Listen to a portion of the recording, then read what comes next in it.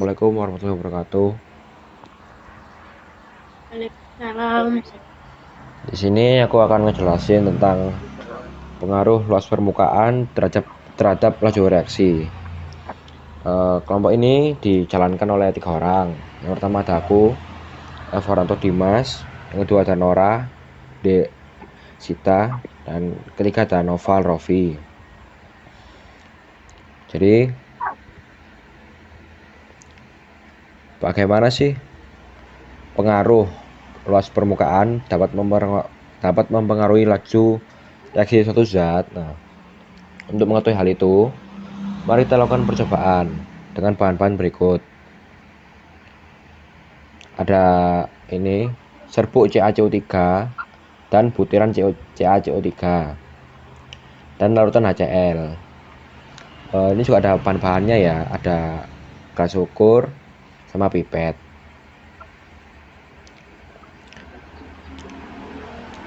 Lalu kita akan memasukkan yang tabung ini kan akan membuat 2 tabung.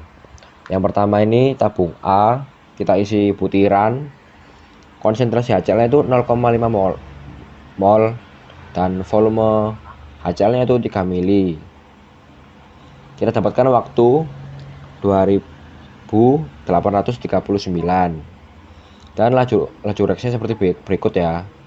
Hasilnya itu 0,00035. Lalu tabung yang kedua kita sama juga konsentrasi HCl-nya sama volumenya, tapi yang berbeda di sini ada bentuknya itu serbuk, dan itu waktu yang didapat adalah 2117 second dan laju reaksinya seperti berikut ya perhitungannya. Hasil yang didapat adalah 0,00047. Nah, ini ada grafiknya. Jadi grafik tadi itu berbanding lurus sama perhitungan yang kita tadi hitung.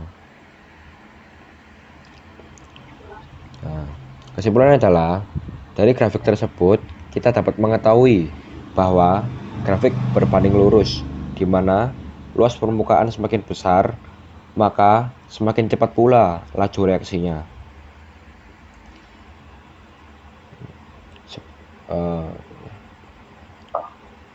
Sehingga sebaliknya, semakin kecil luas permukaan, maka laju reaksinya akan semakin lambat, sehingga tabung B atau yang serbuk tadi laju reaksinya akan lebih cepat, yaitu 2117 second. Sedangkan yang tabung A yang butiran laju reaksinya lebih lambat dengan waktu 2839 second. Baik, apakah ada yang ditanyakan?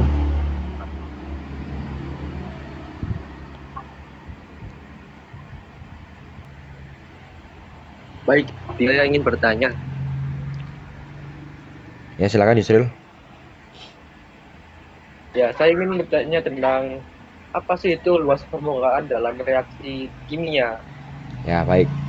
Jadi luas permukaan adalah area permukaan zat yang terlibat dalam reaksi. Semakin besar luas permukaannya, maka semakin cepat reaksi. Dan begitu pula sebaliknya. Oke, terima kasih. Silakan yang lain. Ada Aku yang mau nanya, silakan aja. bagaimana cara meningkatkan luas permukaan pada zat padat? Cara meningkatkan luas permukaan pada zat padat itu ini ya, dengan cara digiling atau menghancurkan zat padat tersebut menjadi ukuran yang lebih kecil, sehingga luas permukaannya lebih besar. Gitu sih. Oke, terima kasih. Siap, saya juga izin menanya. Silakan.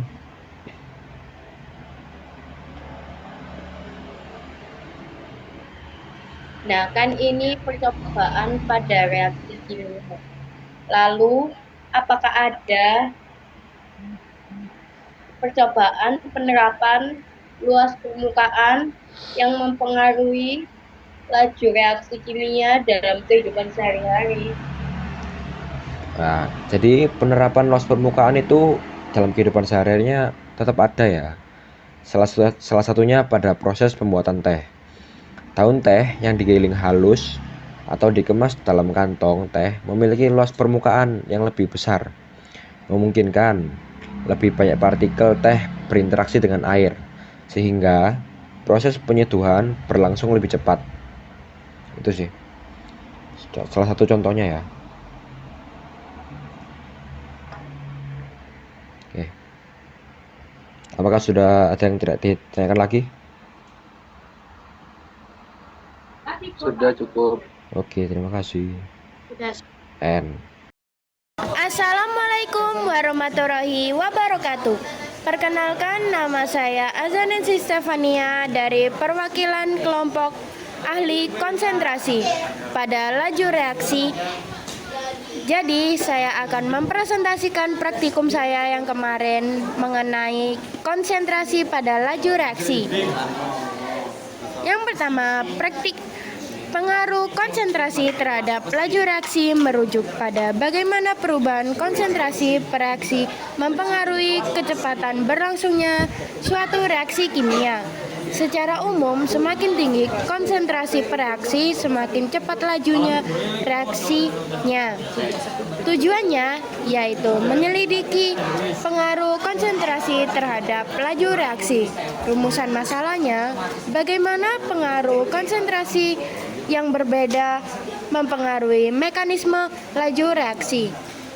Dan hipotesisnya yaitu perubahan konsentrasi reaksi memenuhi mekanisme reaksi dengan meningkatkan frekuensi tumbuhan antara partikel sehingga laju reaksi meningkatkan pada konsentrasi yang tinggi.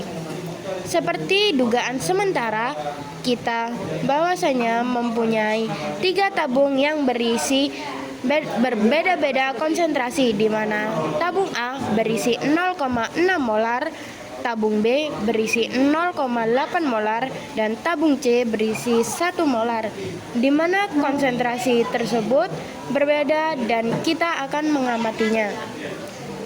Variabel percobaannya yaitu variabel bebas, konsentrasi molaritas pada HCl. Yang kedua, variabel kontrol volume larutan HCl, suhu dan tekanan. Yang ketiga, variabel terkait waktu reaksi. Dan ini dia prosedur percobaan dalam praktikum konsentrasi. Yang pertama, alat dan bahan. Alatnya ada tabung reaksi, label, gunting, dan pipet. Bahannya yaitu 3 ml larutan HCl, 0,6 molar, 0,8 molar, dan 1 molar. 1 potong pita magnesium. Dan langkah kerjanya yaitu siapkan 3 tabung reaksi yang sudah diberi label masing-masing tabungnya.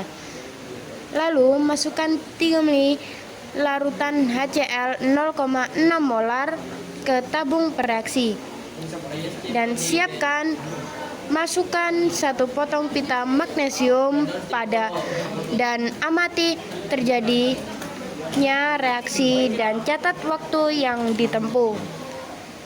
Ulangi langkah 1 sampai 4 dan ubah kasar molaritas yang ada. Dan ini dia hasil pengamatan dari praktikum ahli konsentrasi. Bisa dilihat di atas.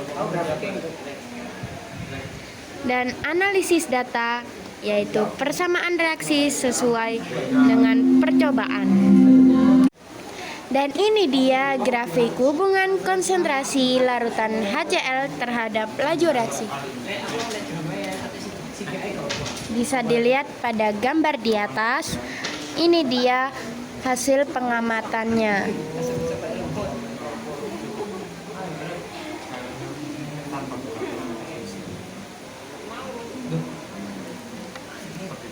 Yang ketiga, percobaan pada tabung reaksi yang mana berlangsung lebih cepat.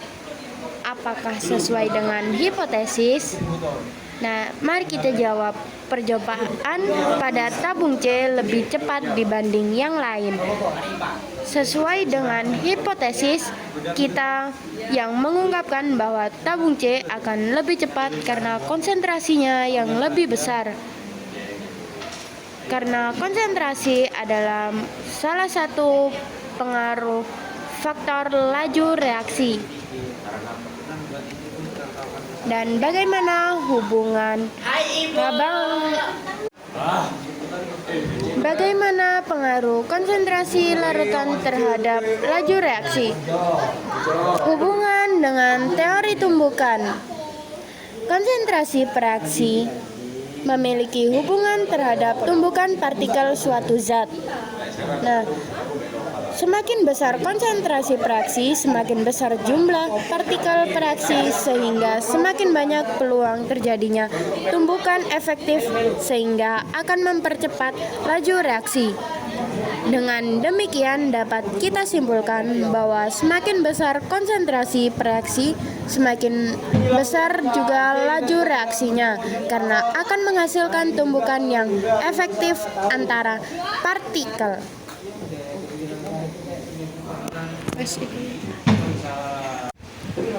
Dan kita mencapai hasil kesimpulan. Konsentrasi reaksi merupakan salah satu faktor yang mempengaruhi laju reaksi. Konsentrasi reaksi memiliki hubungan terhadap tumbukan partikel suatu zat. Dengan demikian dapat disimpulkan bahwa konsentrasi HCl memiliki hubungan terhadap tumbukan partikel suatu zat. Dengan demikian dapat disimpulkan bahwa konsentrasi HCl memiliki hubungan langsung dengan laju reaksi terhadap pelarutan pita magnesium. Hal ini terbukti dari data tabung A, dan tabung B, dan tabung C. Sudah. Dan kita mencapai dengan ini dia dokumentasi pas praktikum kita. Apakah ada yang ditanyakan? Baik, apa itu luas permukaan dalam reaksi kimia? Oke, terima kasih buat pertanyaannya.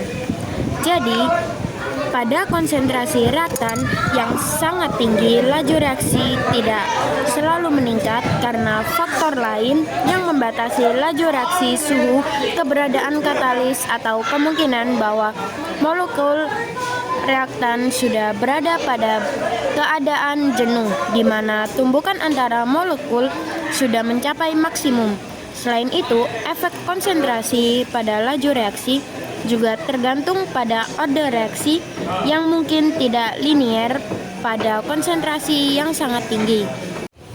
Baik, saya izin bertanya.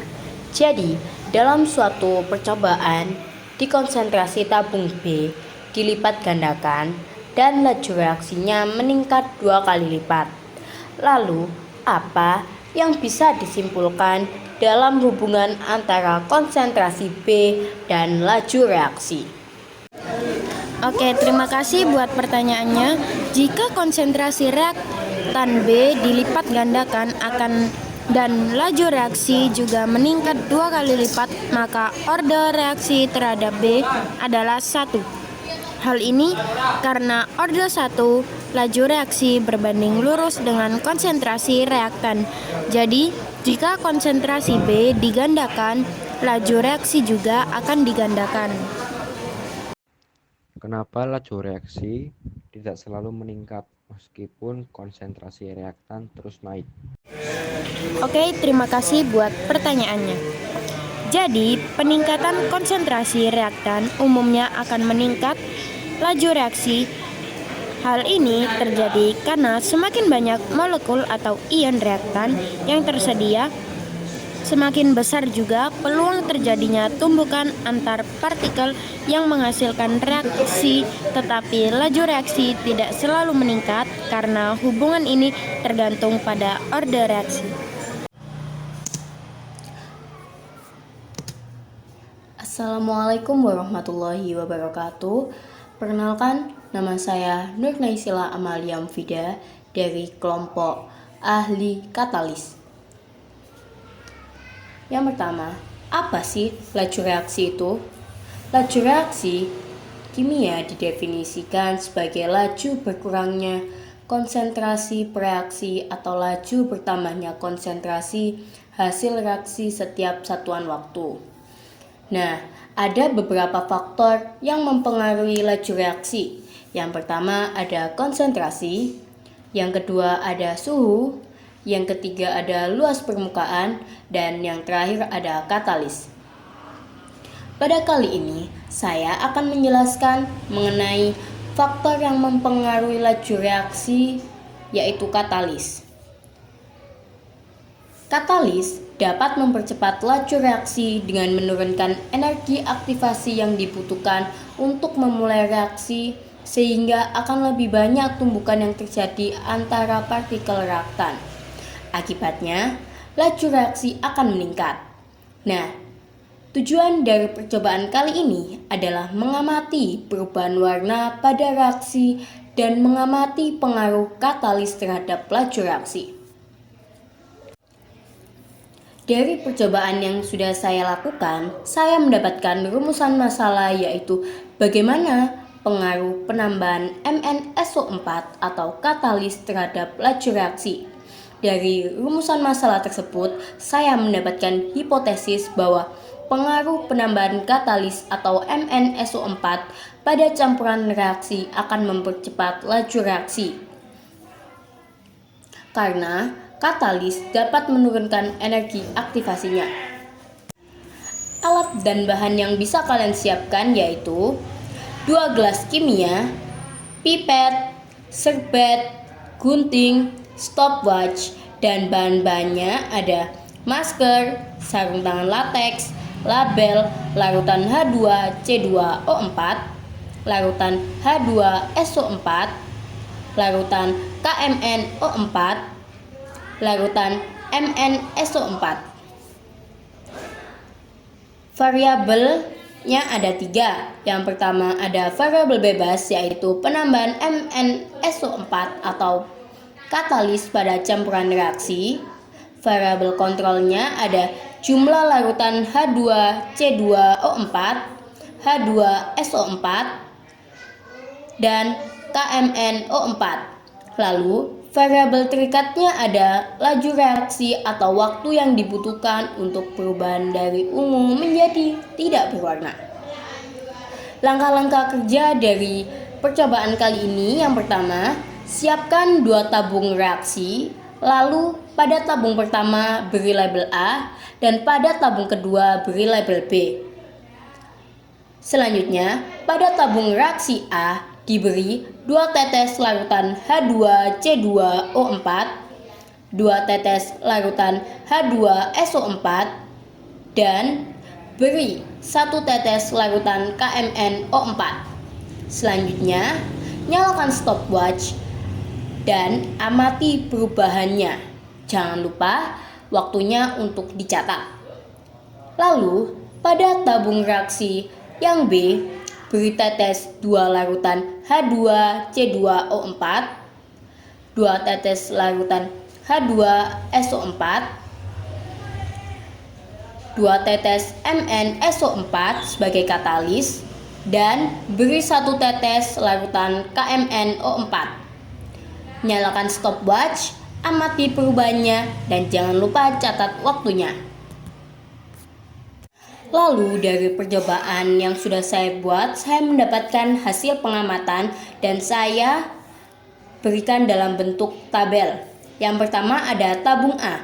Tabung A memiliki H2C2O4 sebanyak 0,2 molaritas, H2SO4 sebanyak 0,2 molaritas, KMnO4 sebanyak 0,1 molaritas, larutan MnO4-nya tidak ada, waktu yang dibutuhkan untuk bereaksi selama 10 menit, lalu laju reaksinya, rumusnya 1 dibagi oleh waktu yang dibutuhkan untuk bereaksi, yaitu 1 dibagi oleh 10 didapatkan 0,1.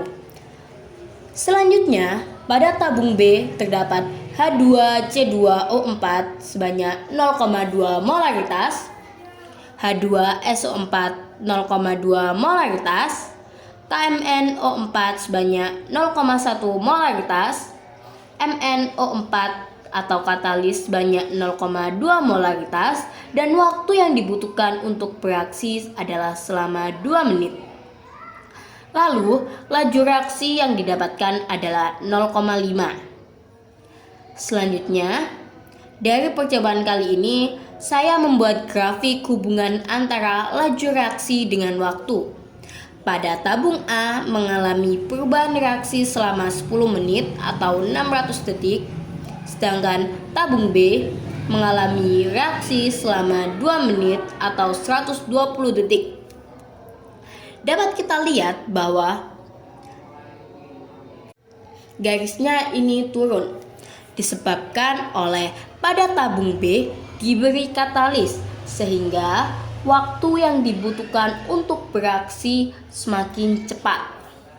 Nah, dari percobaan yang telah saya lakukan, saya dan teman-teman saya dapat mengambil kesimpulan, yaitu pada tabung B saat ditambahkan katalis atau larutan MnSO4, laju reaksinya lebih cepat, yaitu 120 detik atau 2 menit daripada laju reaksi pada tabung A, yaitu 600 detik atau 10 menit. Nah, sekian yang dapat saya sampaikan pada presentasi kali ini. Apakah ada yang mau ditanyakan? Nah, pada kali ini kan katalisnya dapat mempercepat laju reaksi kimia. Lalu, katalis ini tuh termasuk katalis negatif apa positif? Terima kasih atas pertanyaannya. Nah, pada percobaan kali ini, katalis yang digunakan bersifat positif karena dapat mempercepat laju reaksi kimia. Saya izin bertanya, mengapa katalis tidak mempengaruhi hasil akhir dari suatu reaksi kimia? Terima kasih atas pertanyaannya. Nah, katalis tidak mengubah hasil akhir karena katalis hanya mempercepat laju reaksi dan tidak terlibat langsung dalam pembentukan produk. Katalis hanya mempercepat proses pembentukan produk tanpa mengubah komposisi akhir suatu reaksi. Saya ingin bertanya, apa yang terjadi pada katalis setelah reaksi kimia berlangsung? Terima kasih atas pertanyaannya. Nah, setelah reaksi selesai, katalis tetap dalam keadaan yang sama seperti sebelum reaksi dimulai. Karena seperti soal sebelumnya, katalis hanya mempercepat laju reaksi tanpa ikut bereaksi kimia. Sekian dari presentasi saya. Apakah ada yang ingin ditanyakan lagi? Jika tidak ada, maka presentasi akan dilanjutkan oleh teman saya yang lainnya.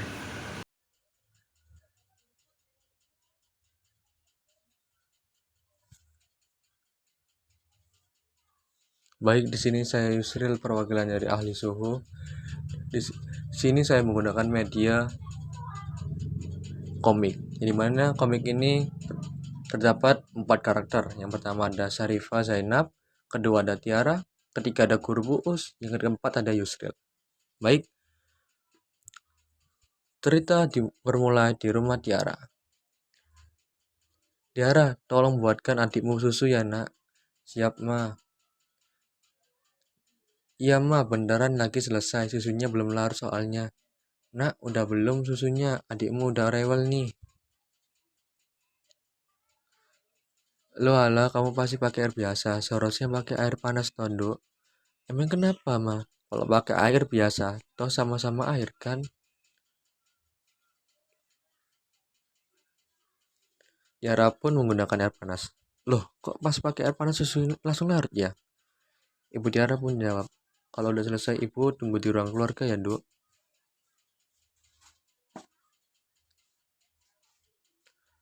Tiara pun ke ruang keluarga. Susunya udah siap, tinggal diminum aja deh. Iya nih mah, susunya udah siap diminum. Gimana nak, susunya udah selesai kan? Wah, makasih ya nak. Nak, sekarang silakan kamu tidur nak. Oke mah. Tiara pamit tidur dulu ya bu. Iya nak, makasih ya udah buatin susu. Cerita pun berpindah keesokan harinya. Di rumah Tiara. Tiara pun ingin berangkat ke sekolah dan ingin berpamit kepada ibunya. Mah, Tiara pamit berangkat sekolah ya. Iya nak, hati-hati di jalan. Tiara pun berangkat sekolah, dan pada saat berangkat sekolah di jalan raya, Tiara bertemu dengan Zainab. Hai Zainab, berangkat bareng yuk. Ayo.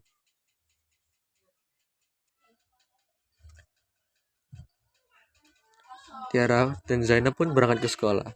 Sesampai di sekolah, Tiara dan Zainab bertemu dengan Yusril dan saling menyapa. Selamat pagi Yusril, selamat pagi juga teman-teman. Guru pun datang ke tempat kelas. Assalamualaikum anak-anak, agenda kita hari ini belajar di lab ya. Waalaikumsalam, siap bu.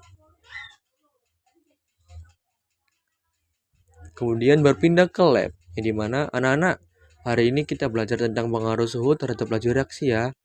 Ada yang tahu apa itu laju reaksi?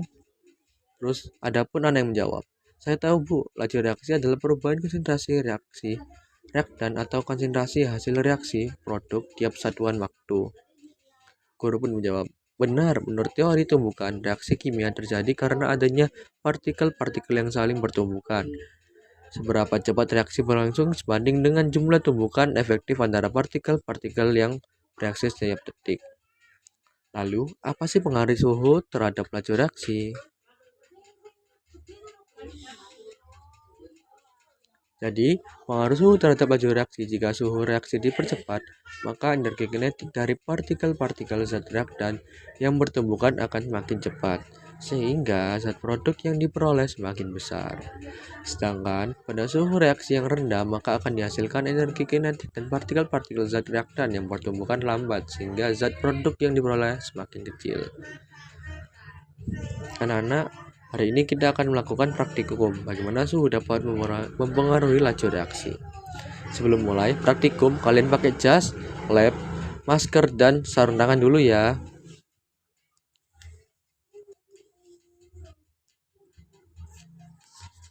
Tiara, Zainab, dan Yusril berkumpul menjadi satu kelompok. Kira-kira susah gak ya prakteknya? Kata Tiara. Kita bismillah aja dulu, kata Zainab. Daripada pusing mikirin, mending simak aja langkah kerjanya, kata si Yusril. Berpindah ke lab.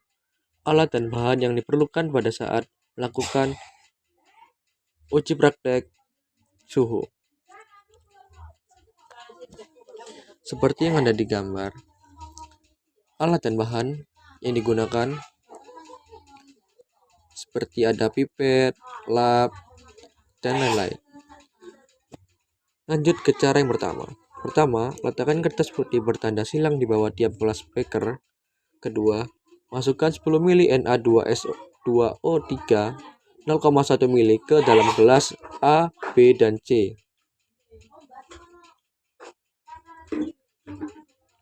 Selanjutnya, nomor 3, masukkan 10 ml HCl1M ke dalam gelas A. Amati reaksi yang terjadi dan catat waktu yang dibutuhkan hingga tanda silang menghilang pada gelas A. Langkah keempat, pada gelas B panaskan hingga suhu 40 derajat Celcius. Langkah kelima, angkat gelas B dari pemanasan spiritus, kemudian masukkan HCl1M dan pantau waktunya dengan stopwatch. Langkah keenam, pada gelas C panaskan hingga suhu 50 derajat Celcius. Langkah ketujuh, angkat gelas C dari pemanasan spiritus, kemudian masukkan HCl1M dan pantau waktunya dengan stopwatch. Praktek pun telah selesai, dan guru menyuruh murid-muridnya untuk membereskannya. Guru Bu Us pun berbicara, bereskan semua, kembali ke kelas ya. Siap ibu.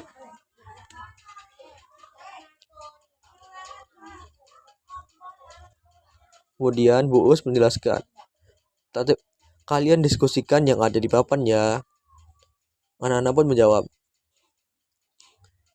Kita bagi aja ya kesimpulan Tiara grafik, Yusril label. Kata Tiara pun menjawab, manut wis pokok mari. Pengaruh suhu terhadap laju reaksi. Seperti yang ada di tabel pengamatan. Dari tabel di atas bisa diketahui bahwa laju reaksi dari setiap kelas adalah A. R sama dengan 1 per T sama dengan 1 per 92 sama dengan 0,1 M per S atau second. B. R sama dengan 1 per T sama dengan 1 per 50 sama dengan 0,02 M per S. C. R sama dengan 1 per T sama dengan 1 per 40 sama dengan 0,025 M per S. Selanjutnya ke grafik. Dari grafik di samping bisa disimpulkan bahwa semakin rendah suhu yang dimiliki suatu larutan maka membutuhkan waktu yang lebih banyak agar larutan itu tercampur secara merata. Sebaliknya, semakin besar suhu yang dimiliki suatu larutan maka membutuhkan waktu yang singkat agar larutan itu bisa tercampur secara merata. Makanya grafik di samping garisnya menurun karena semakin suhu besar maka waktu yang dibutuhkan semakin sedikit. Kesimpulannya, dari praktikum kali ini, kami menyimpulkan bahwasanya suhu dalam suatu larutan dapat mempengaruhi laju reaksi dalam larutan tersebut, yang mana semakin tinggi suhunya maka dapat menyebabkan energi kinetik ikut meningkat, sehingga melampaui energi aktivasinya dan frekuensi tumbukan efektifnya semakin sering, sehingga laju reaksinya semakin cepat. Yang mana hal ini dibuktikan oleh kelas C, yang mana kelas C ini memiliki suhu 50 derajat Celcius dan laju reaksi 0,025 M per S. Sedangkan semakin rendah suhu pada suatu larutan, maka energi kinetiknya tidak meningkat, sehingga untuk melampaui energi aktivasinya membutuhkan waktu yang lama, dan frekuensi tumbukan efektif semakin jarang, sehingga laju reaksinya tidak secepat laju reaksi suhu tinggi. Yang mana hal ini dibuktikan oleh kelas A, yang mana kelas A ini memiliki suhu ruang dan laju reaksi 0,1 M per S. Kembali ke cerita. Tiara pun berpikir juga dengan kejadian pada saat membuat susu yang disuruh oleh ibunya. Yalah, pantes kemarin pas buat susu pakai air biasa gak larut ya. Ternyata suhu airnya itu berpengaruh terhadap laju reaksi. Berarti lain kali kalau mau larutin sesuatu pakai air panas atau hangat aja, biar gak begel ngaduk. Hehehe. Berikut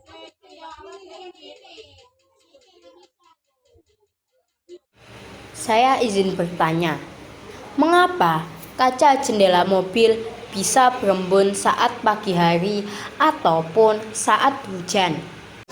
embun terbentuk karena perbedaan suhu antara udara di dalam dan di luar mobil. Saat pagi hari atau ketika hujan, udara di luar lebih dingin dibandingkan udara di dalam mobil. Uap air dalam udara yang hangat di dalam mobil akan mengalami kondensasi ketika bersentuhan dengan kaca yang lebih dingin, membentuk titik-titik air atau embun di permukaan kaca. Untuk menghilangkannya bisa dengan menyalakan AC atau membuka sedikit jendela agar suhu di dalam dan di luar mobil lebih seimbang. Mengapa saat kita menuangkan air panas ke dalam gelas kaca yang dingin, gelas bisa retak ataupun pecah? Ketika air panas dituangkan ke dalam gelas yang dingin, bagian dalam gelas akan mengalami pemuaian lebih cepat dibanding bagian luar yang masih dingin. Karena perubahan suhu yang drastis, tekanan tidak merata dalam struktur kaca, sehingga menyebabkan gelas retak atau pecah. Inilah alasan mengapa kita sebaiknya menggunakan gelas tahan panas atau memanaskan gelas secara perlahan sebelum menuangkan air panas. Saya izin bertanya, mengapa saat kita berada di lantai keramik tanpa alas kaki terasa lebih dingin, sedangkan saat berdiri di atas karpet atau duduk di atas karpet, padahal keduanya berada dalam ruangan yang sama? Bagaimana itu? Meskipun lantai keramik dan karpet berada dalam suhu yang sama, keramik terasa lebih dingin karena memiliki konduktivitas termal yang lebih tinggi. Keramik lebih cepat menghantarkan panas dari tubuh kita ke lantai, sehingga kaki terasa lebih dingin. Sementara itu, karpet bersifat sebagai isolator yang dimana memperlambat perpindahan panas dari tubuh ke lantai sehingga terasa lebih hangat.